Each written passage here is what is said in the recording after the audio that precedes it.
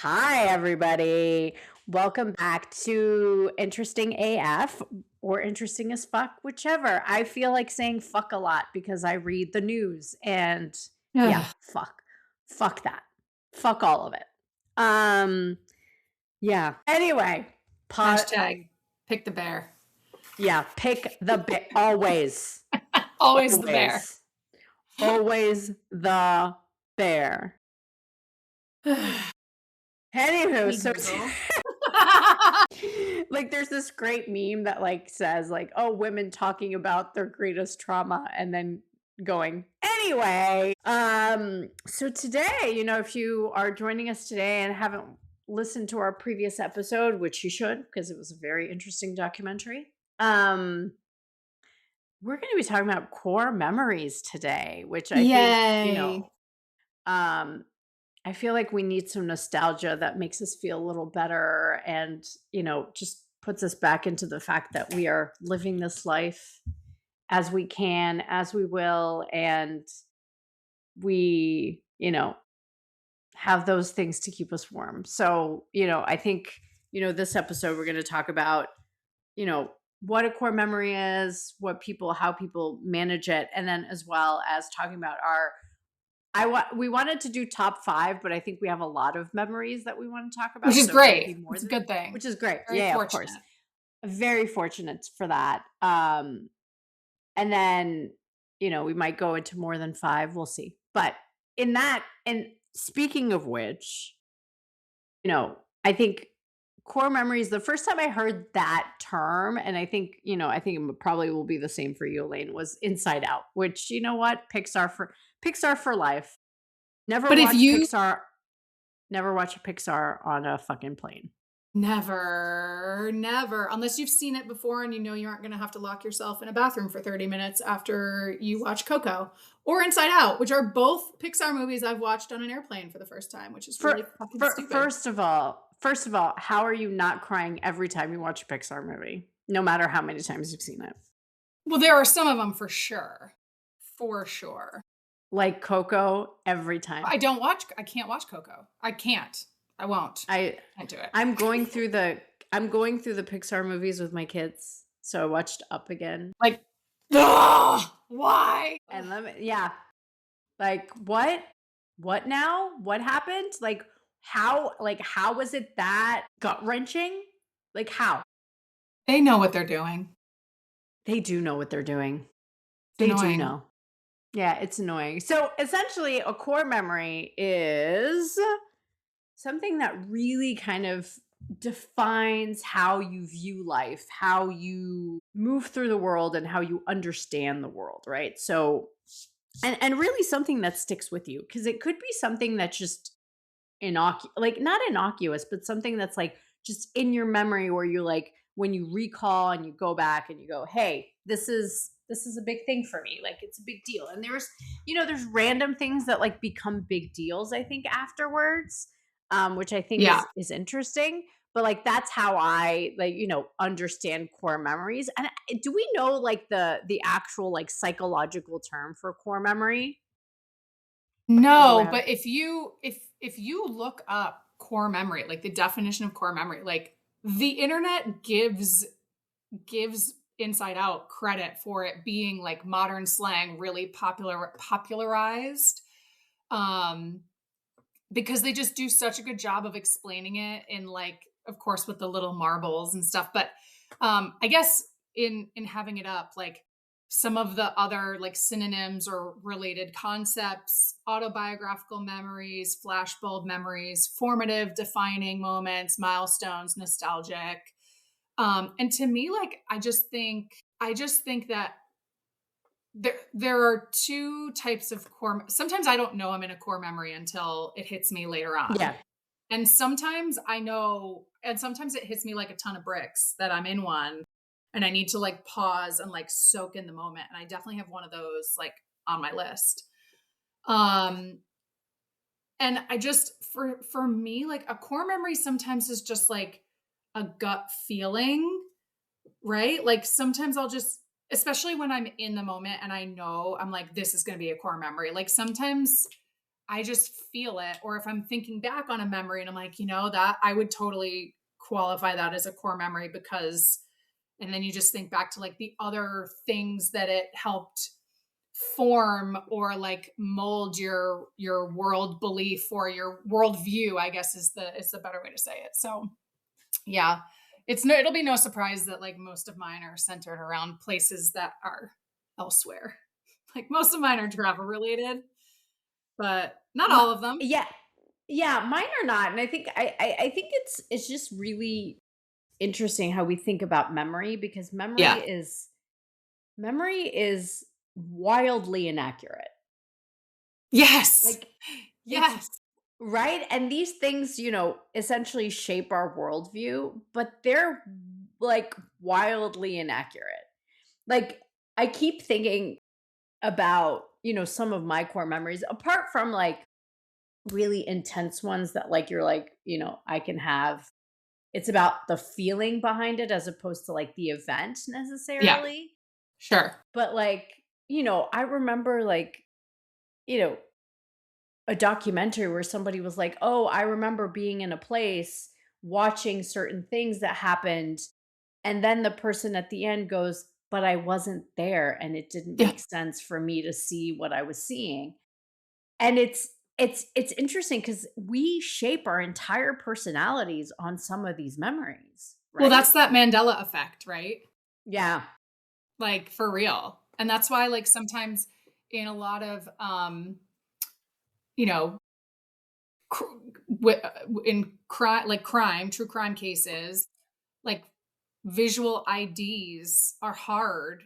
Sometimes they're very accurate or very close, but it's really hard to remember, especially in a situation of stress. Like if someone's getting mugged or you've been, your purse was stolen and you're trying to remember what that person looked like that was a very stressful moment and your brain may be reacting later in rev- some revisionist history of what that person looked like or how it all went down, which is kind of scary. But at the same time, like for core memories, I think part of that is for the most part, you've got it pretty spot on because it's just so vivid at all times.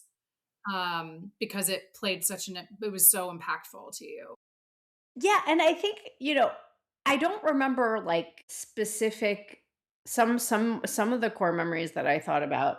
I don't remember specifics, right? I remember like it Sure. happening, but like and knowing that it was like a big deal. And I think that's kind of the thing where like you feel the momentousness of what is happening to you. But there are some, for example, that you don't realize until after, which Right. is interesting. And one of them, I have one of those, and we can talk about that. But it's like, and I loved how In and Out did it because they then could reshape the memories. And I think they talked about like how memory is unreliable, right? Because she's Yeah. like the character Riley is putting in context differently, like where joy realizes that sadness brings joy, right? Sadness can be, can bring joy sometimes. And I think the way they did it was really well done. I haven't watched Inside Out 2 by the way. I haven't What? watched it yet. Yeah. What? Yeah, yeah, yeah. So that was kind of Definitely my not an thing. airplane approved movie. No, no, of course not. But Really good. Inside Out is just, I still and oh, speaking of which, before I think we go into the thing, I think I'm going to talk about our two theories about that movie because I think, you had the one that like Joy is always like depicted as a woman, I think is that Even in the dad's brain. even in the dad's brain, which I think is interesting. But the second one is how Bing Bong is actually a metaphor for parents Ugh! because we are the holders of our kids' memories. We are the holders of, their deepest, darkest times and things like that. We're in the pit with them and we're always trying to get them to the moon. I'm so mad Sorry, at I'm you right gonna now. start. Sorry, I'm I'm gonna so mad start at you crying. right Well, now. I'm doing it. I'm doing it to myself. So if that helps you, I'm doing it to myself. Fuck you. I'm starting to cry. And we want them to go to the moon. They Take don't a sip of water. sometimes they're not with us. We disappear Yep. before they get to the moon. So I know, sorry. It's For so good joy, though.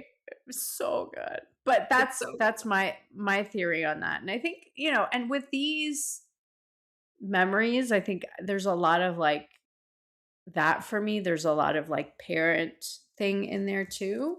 Yeah. Um and so that's kind of my like our the thing about core memories, which I think I didn't know the term until the movie. So Yeah, I didn't either.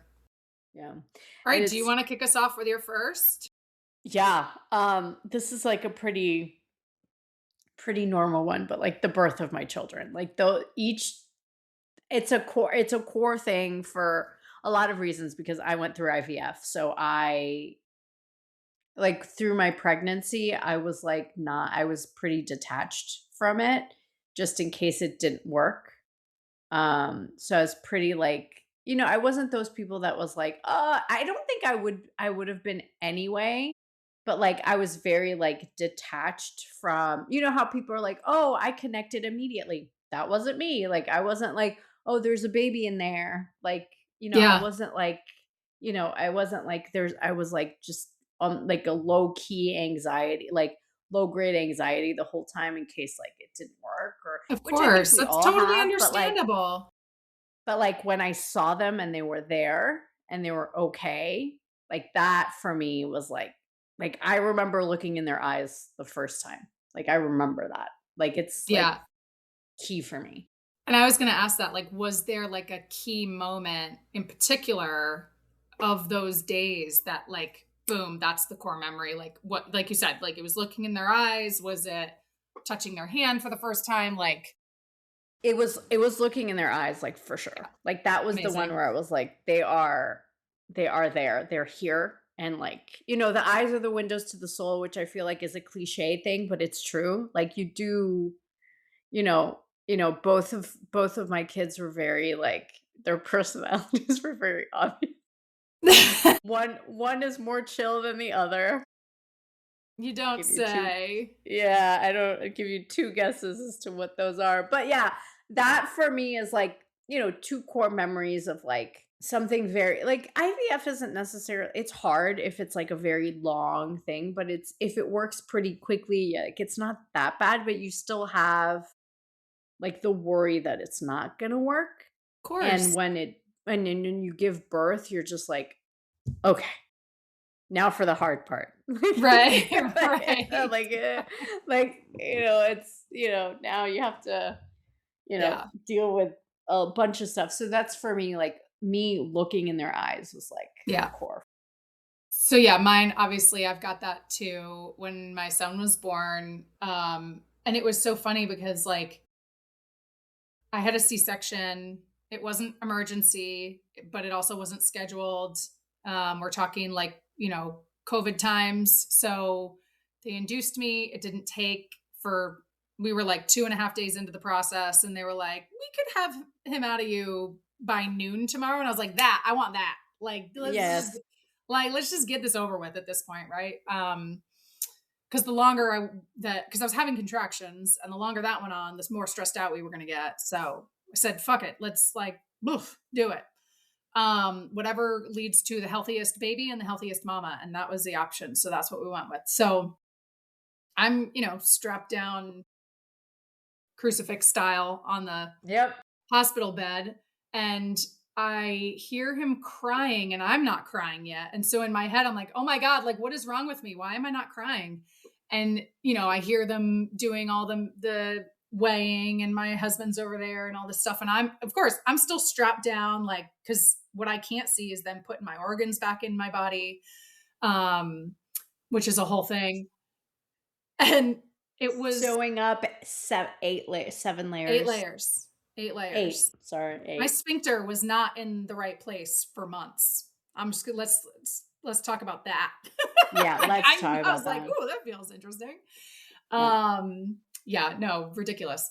Uh, But it was the second they put, and again, I'm like, they had finally like let go of one of my hands off the straps because they knew they were going to bring him over. I couldn't hold him, but it was like the second they put his cheek to my cheek, Oh, I lost it.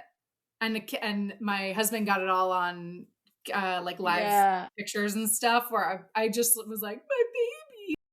And he just like they just rubbed his little cheek, which was so soft on my face, like that, like the second our cheeks touched. Yeah. That was my childbirth core memory for sure.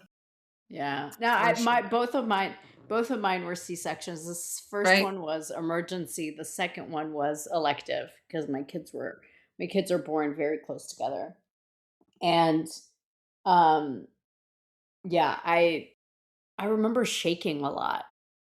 I was just thinking the same thing, and then I was like, and then I remember violently shaking for Shaking. hours afterwards and being like, they brought me like I'm out of you probably had this very similar experience where I'm out of the surgery room, the OR, and I'm shaking violently.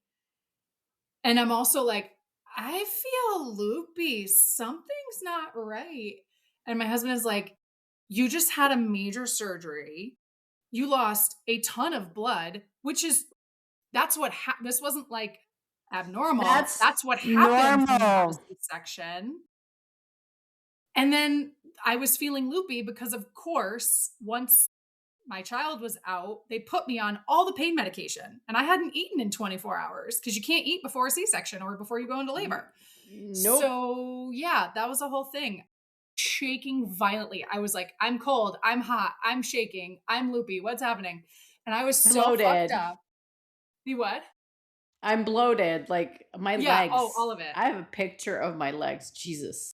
Mine actually were fine, which was great. I never had swelling, which was interesting. But they have like a little inflatable bed they put underneath you to slide you from, for anyone who hasn't experienced this, I know Linda has, like to slide you from one bed to the other because you can't get up. And I remember I was so stoned that the first time they did it, my husband and my son were already headed towards our recovery room, so they didn't see it. But so we get into they get me into the recovery room on the gurney to put me in the bed. And I like made them all stop. And I was like, babe, watch this, watch this. They inflate the little bed. And when they pull me from the gurney to the bed, I just threw my hands up and went, wee! Because like when they inflate the bed and then they deflated it, I was so stoned. I felt like I was on a ride. I was just like, woo, Yeah. this is so fun. Yeah. That's hilarious. That's So that was really a pretty funny. funny one too. Yeah. All Um, right. What's your next one? my next one is obviously meeting my husband. Like that's core. I remember pretty much everything about that. And then, I think we went into it like dating and things like that, but like I distinctly remember telling him he was stuck with me. Yeah. I And am here he is. always right. I am Always always right. right. Yep. Always right. Yeah, Um, so that's like one for me. Because it was yeah. like it was just like one of those like things where you're like it was a core memory even at the time. Like I knew this was consequential. Like you can meet I'm pretty chatty. So like I talk to a lot of people. Like I meet tons of people, like elevators, whatever. But like this one, like even I was like, this is consequential. That's amazing. I love it. Yeah. I love it. Yeah. So yeah. I'm taking your lead clearly because on my list I just like scratched out and like so there's no order to mine, Yeah, there's no but order to mine either. yeah, Like I I love it. just Our engagement is absolutely a core memory because such a great it's a core memory for me. he got me so good. Like literally had no idea it was Her coming. face. Her Oh yeah. face. It's Her yeah, my face. face is on video when it happens. So my husband proposed as he was crossing the finish line of the New York City Marathon, his first New York City Marathon, his first marathon. It was like a whole thing. As I mentioned previously, like the New York City Marathon is a big deal in our family. We had raised a ton of money for the cancer center that saved my dad's life 20 years ago. Like it was a whole big emotional thing. Both sets of our parents were there. But I think what's even funnier is the core memory for me was, so I told him like, don't change your outfit. Like once you're out on the course, like this is your outfit so we can spot you. Like, cause I've spent my whole life finding my mom on marathon courses before apps, before GPS, before cell phones. Like I've been doing this my whole life. I'm really good at it. I often find other people's people before they do sometimes. Like they'll show me a picture and what they're wearing that day and I can like spot them immediately. It's hysterical. Yeah. So I'm very good at it. And I recognize like he got us seats in the grandstands at the at the finish line of the New York City Marathon. And I see him coming up over the hill at the finish line and I recognize his gait, but I'm like, that fucking idiot took his long sleeve shirt off. I know that's him, but I told him not to take his fucking shirt off. Yeah. And it's because as he got closer, the t-shirt underneath the long sleeve shirt said, "Stephanie, will you marry me?" So of course I just start in front of my in-laws, in front of my parents. I just start screaming, "What the fuck? What the fuck?" And then the announcer, as he crosses the finish line, announces it as well. But here's where the core memory really, obviously all of that very much core memory, but where it starts for me, the real core memory was, he doesn't know if I've seen the shirt. Like he assumed we were going to be at the grandstands, but he doesn't actually know. He doesn't know what side we were on. Maybe we like looked away for half a second. And you can't just, this is the New York City Marathon. Okay. We can't have nice things after Boston 2013. Like marathons are no longer safe territory with all that shit. Like it's horrifying, but like, this is the biggest marathon in the world. I can't just then go find my runner at the finish line. If you are not running, you are not allowed past the finish line into Central Park. So we were connected on Find Friends specifically for this reason, for us to find each other after the marathon. So I'm not going to call him or text him and be like, "What the fuck?" Or yes, or so for 45 minutes, for the better part of a fucking hour, we had to get out of the grandstands and find a place in New York City on the Upper West Side where he could get out of Runner's Village and we could meet him on a corner. So we finally find our corner. He gets on his knee and proposes in front of a whole bunch of people. Like, I don't even remember like other people on the whatever. So that part I think is so funny, where like for 45 minutes, he has no idea if he saw the shirt.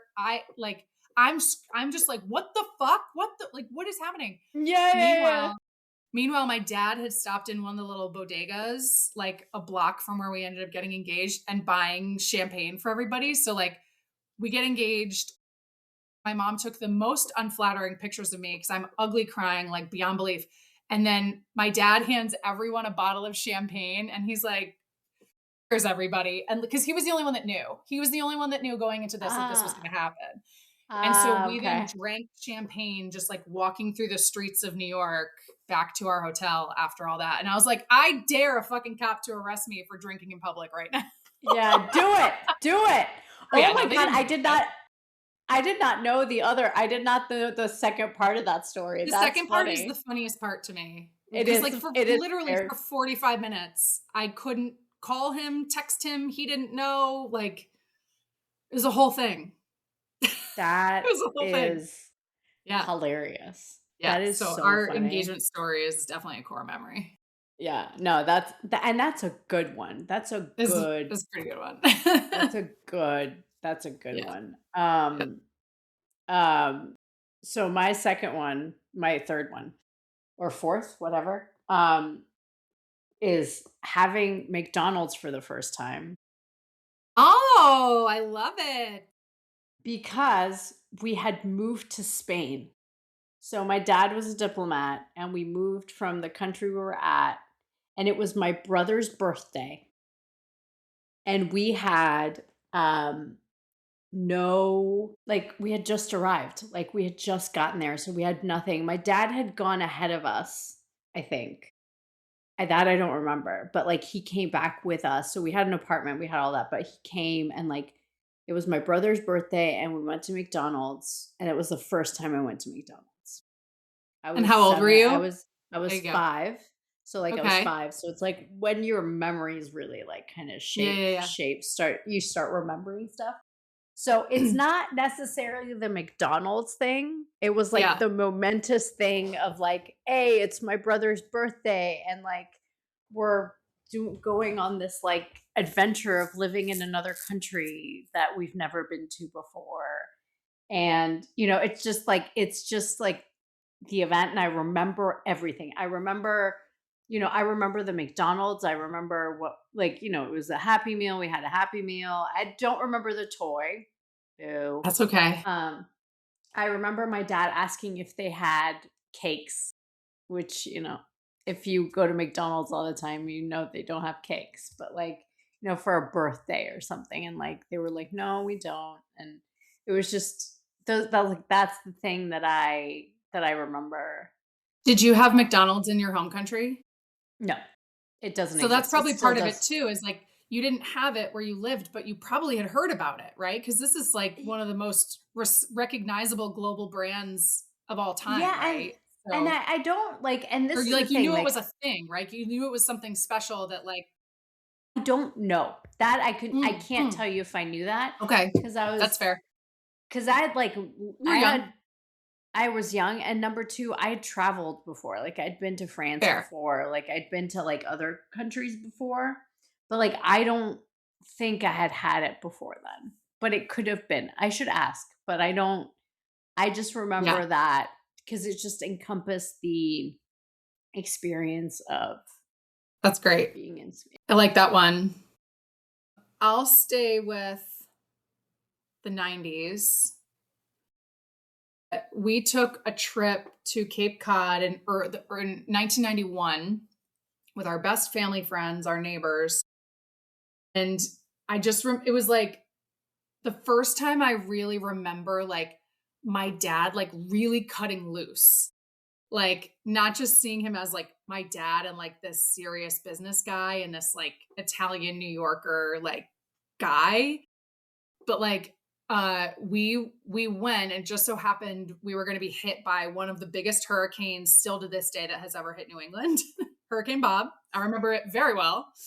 Alright. Um and we had rented a house with this other family, and like there was one night where like our dads were up dancing to the Beach Boys on the coffee table, and like on the night that the hurricane happened, they had moved their van like away from underneath this tree closer to the house. The tree still found the car, by the way. So like, and it was just one of those things like all the kids, we were all sleeping in like we basically had like there were enough rooms for like two to a room type of thing.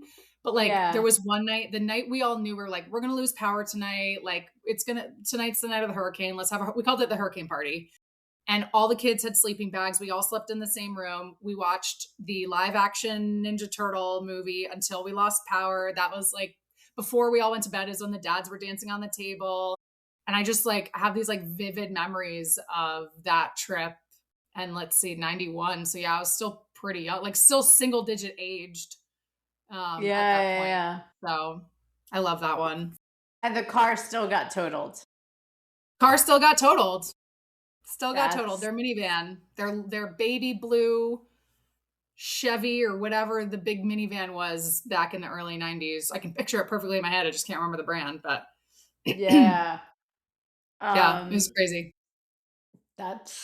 that's an awesome story, and I think it's, but I think it goes back into the concept of like these memories really kind of are defining because they create like different either identities for yourself, like are becoming mothers or like Yep, becoming like engage, like becoming connected to another person for like the rest of your life, or totally. like leaving home, but like also like the sense of safety, right? Even though it was like a big hurricane, you remember it fondly, That's a right? really It good wasn't point.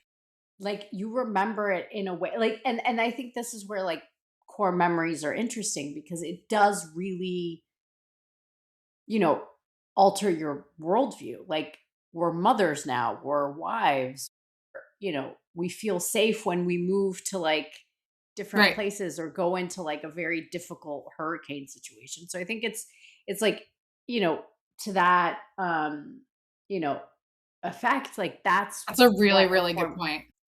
a core memory is, like you being shaped on how you view the world.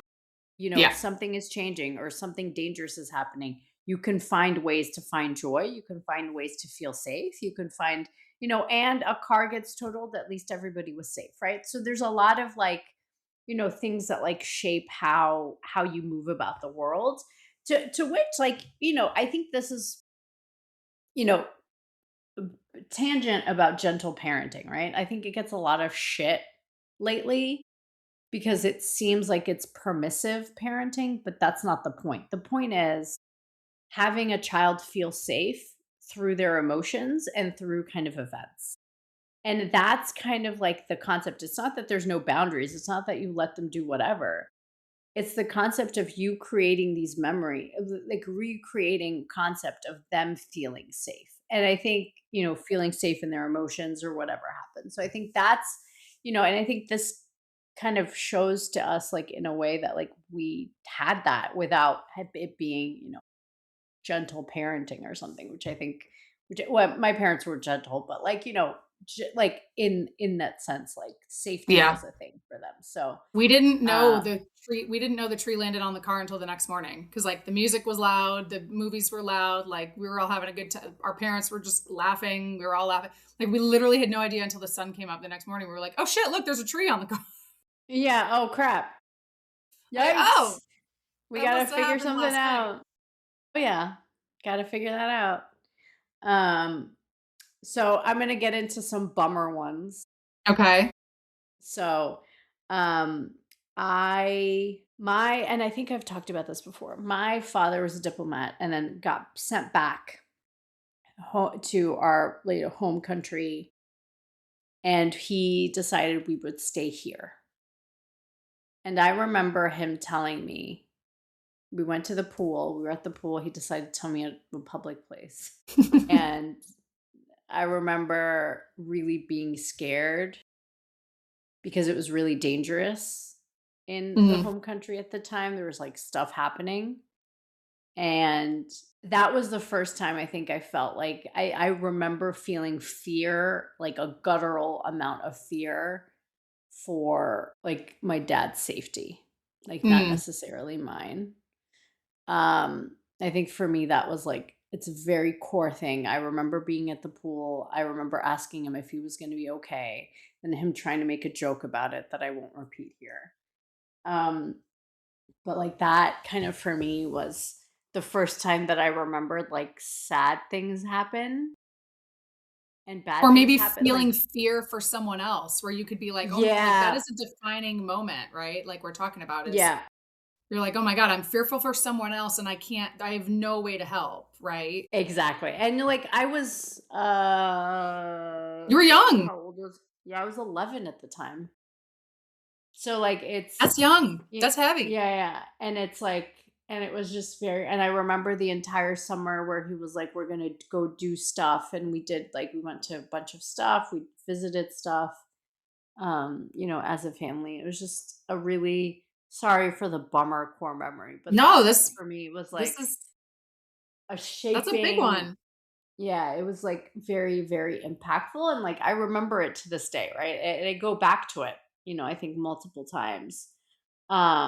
Where, yeah, it really was tough, Yeah, obviously. But that's really tough. um But yeah, he's that's but the good news is he's doing great. He's yeah, still here. everything's fine. Everything turned out fine, but still like it's one of those things where like Just every not time just I drop. not to make light of it, but to No, let our no, yeah, listeners yeah, know, like, no. let our A listeners hundred know he's percent. good. He's Like, fine. we're good here. Yeah, yeah, yeah. The story ends well. Sorry, guys. I know I need to tell you the end of that movie. But like he's fine. And every time I drop him off at the airport, I like part of me goes back there. It's very interesting. And Understandable. he always asks me not to cry. Oh, But I'm like, no no, child, you no don't no tell parent I'm likes to like, see you their don't child tell me cry. what to I was like, you don't tell me what to do. We have no idea where your daughter gets it. My God, Mm, no idea whatsoever. No, that's a good zero. one.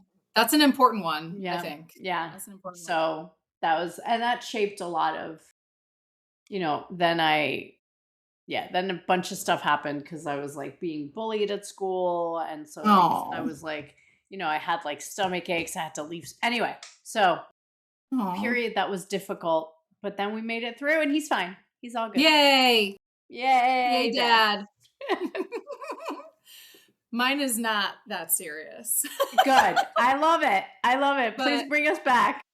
so the same family we took this trip to Cape Cod with, this would have been about 5 years later. Um, he worked for NBC Sports for a time. And when the Yankees went to the World Series in 1996, my dad got a phone call the night before game 6 and said, "We've got a bunch of tickets to game 6 at Yankee Stadium. One more game and the Yankees win the World Series. I hate to do this to you, but I'm not inviting you because I don't have, like, the adult tickets are spoken for and that was not on me, but we have a ticket for each of our kids and they're allowed to invite one person. And my childhood best friend said me." So my dad's like, "You son of a bitch." But of course she can go to the games. So this was also crazy because I would have been around 11, I think. So same age. So still a connection, same age, 11. Yeah, yeah, yeah. But the tickets, the adults were on one side of the field and they were on the first baseline. All the kids were on the third baseline. Oh my God.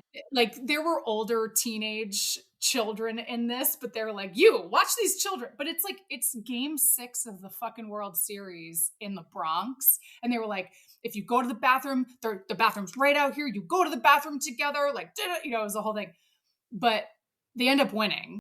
It's like, and they won. That means they won the World Series. They beat the Atlanta Braves. I will never forget it because, like, I've always loved sports, but that moment was just like so much, like such a big moment in sports. And like forever and always, like the Yankees will always be my favorite sports team. Baseball is not my favorite sport, but the Yankees will forever and always be my number one favorite sports team of all time. We buried my grandfather in a Yankees hat. Like, that's not even an exaggeration. And just to be a part of, we started this podcast about like connecting, and sports is something that brings a lot of people together. And like, I know for some people, New York is not a nice or can be a scary place. And yes, it gets a little raucous, especially if the Yankees win the World Series.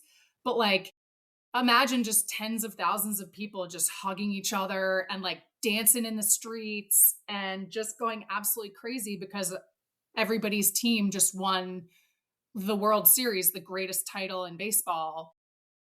Although it's really only ever American teams, the MLB teams that are a part of it.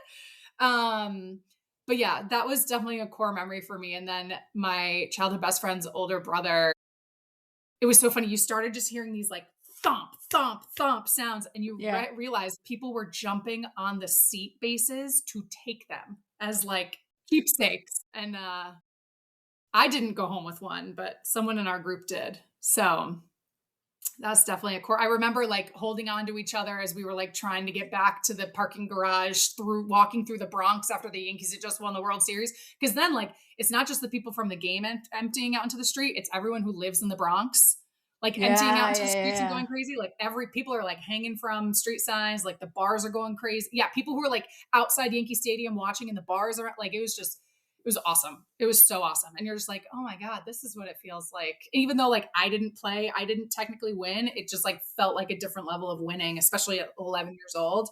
It was so cool. Of course. It's like, you awesome. Feel like it's so vibey. Like it's the vibes. Yeah. It's about the fucking vibes. Amazing vibes. Joy, vibes. It was great. Oh, so that's amazing. Mine. Oh, I love that. I'm trying to see if I have a sports related one, which I don't think I do, but like, this is like not, it's kind of a bummer, but not really for me because it doesn't inspire negativity. Good. I remember my I was 3. It's my first memory. So by nature, core. I remember my great grandmother dying. And I was not scared. I was not scared. It was peaceful. She was surrounded by all her family. Everybody loved her. it was like so serene and quiet and just calm. Mm. I remember every single thing because I was in the truck that they moved her to, my one house to another. And I remember I was like, I remember where she was. I remember like all this stuff. And I, from that point, never feared death. Even though Amazing. I feared it death for other people, like because I knew it would make me sad, I'm not scared of death itself Hmm. because I'm like, this is a very natural, it was very natural, like how it occurred. Like Gotcha. she died in her old age. She was in her 90s. Like she was old. She was older, maybe like late, mid 80s, late. Um, I find out that her birthday is like 3 days before me, which like, and she was one of the people that I would have wanted, which was I broke the rules on that one for like one of the people that I would want to for dinner. 'Cause You did, but that's okay. she was a fucking badass. Um, but yeah, I remember that because it just instilled in me that like life is short, but it's also long, and it's also, as long as you are loved by people, it's okay. Like it's okay to That's go, and great. it's okay. It's okay. And that's kind of how I like to live my life, right? To say, I do my best. I leave and it's about love in the end. So That's beautiful. that's why it's my first and core memory, and it's not a bummer for me. I don't feel like any sadness about it. I Good. don't remember her, but like I just appreciate that that's the lesson, like her lesson that she gave to me, and it's one I remember all the time. That's beautiful. So that's my little core memory there. That's a good one. I will not that it needs lightning, that's beautiful. It's probably the one we should end on, but we're not going to because No, we have other we core should. memories, which is amazing. Yes. Mine is also tied to the same grandpa I mentioned before, the one we buried in a Yankees hat. And this is not why we had to bury him, but when I was about 13, Mhm. he let me drive a golf cart he was in, and I almost killed him. And it has become such like a family legend story that like my dad told it in my grandpa's eulogy. He did not die until 22 years later, I would like to point out. Um, maybe not 20, no, 12 years later. 12 years later? I can't do math right now. Anyway, It's okay. yeah, It's too early. it's We're 17. government affairs people. Whatever. He did not die until way later. It was about 10 years later. So I did not kill him, but like I just remember it being like a scary moment, but then it became like just this big family joke. Like who this is also like my grandpa was just kind of ridiculous all the time anyway. Like me and like my guy friends that I grew up with, like we have there's a story that they still tell to this day about my grandpa because like one of them walked in with a broken collarbone because they all played soccer, and he had his arm in a sling because his collar was broken. He looks him up and down and he goes, "What'd you break your leg?" And they're like, "What the fuck?" And then he got into a tangent because he broke it playing soccer and there's no money in soccer. You got to play baseball. And I'm like, yeah, I'm not in. He's like, money's in baseball. I'm like, yeah, in the United States, but like you go outside, it's all the soccer players are the highest. Anyway, he was just this like Yeah. ridiculous curmudgeon New Yorker who was just hysterical. But like he lets me, this 13-year-old, 12, 13-year-old who's never driven anything other than like a big wheel or a Yeah. bike, like drive this golf cart. And I took it up too steep on a hill and it starts Oh, tipping. And I jump out of the golf cart in because like you're survival small. mode. And thankfully he was strong enough at the time that like he puts his leg out and his arm out and like holds the thing up. My dad's running from where he is to like go move because like my grandpa can't move. So it just became like this thing where it was like I think it's a core memory because it just there were so many emotions swirling it where at first I was like so excited he's Ooh, letting me excited. drive a golf cart, even though I'm sure my parents were like, bro, what the fuck are you doing? Fear because I'm like, great, I'm literally gonna kill my grandpa. Guilt because I jumped out of the thing. And then like just constant hilarity because I to this day have never heard the end of it, to the point where my dad literally brought it up in his eulogy when he actually passed away. Yeah. Um, so that one's just a funny core memory because it also just kind of like summed up my grandpa, where he's just like, "Yeah, do it. I don't give a shit." Like, I don't He's like, know. whatever. He's If just this is silly. if this is how I go, it's how I go. Exactly. Exactly. He would scream. My grandmother passed That's away when I was much younger. And so anytime, like, if we scared him or like anything like this, he'd be like, "Claire, I'm coming. I'm coming for you." So, like, the golf cart is like tipping. He's like, "I'm coming, Claire. I'm coming." And so it's just.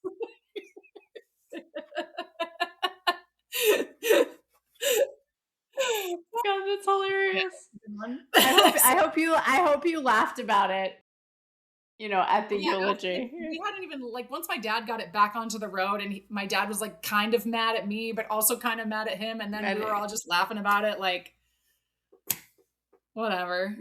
I love that. That's such a great story.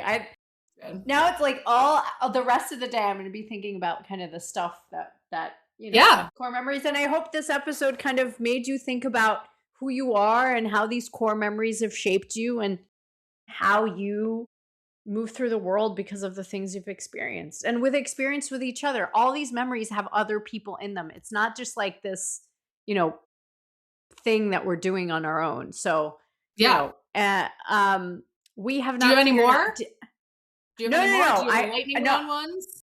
no, no. I think you have to. Are you still good? We'll do a part two. We can All do a right, part two part two. sometime because I still have more. I love it. Let's do a part two because I know we have big girl jobs and we have big girl Yeah. things to do. And it's So nice to yeah, think about these, right? Like, to go back through and be yeah, like, yeah, that was a big one. yeah. So yeah, I think we'll go. And if anybody has core memories that they want to share with us, that would also be awesome. Um, but yeah, I think we don't know what our next doc is, so we'll figure that one out. Yeah. As we'll figure it out. We'll figure it out because next week we are That's right. walking the New Brooklyn half marathon. If you're there, wave at us. You can't. Yay. You don't know what we look like, but we'll have matching Holt Yes. t-shirts, so that'll be a dead giveaway. Um, Oh! Boone. I think we should yell that at the end, or no, our humble brag is gonna Oh, no, be we have to do our humble brag at the humble end. brag at the end. Yeah, yeah, exactly. And that will be, I think, a core memory for us. Yes. We'll create that one together, and Yes. maybe we will cherish that for a long time. Yes, we will. Yeah, so we'll let you know what the doc is in. It'll be surprise this time. There you go. Sometimes we need surprises. Yeah, and if you have any questions, concerns, email us, DM us. We're around. And with that, Elaine, take us out. Stay interesting.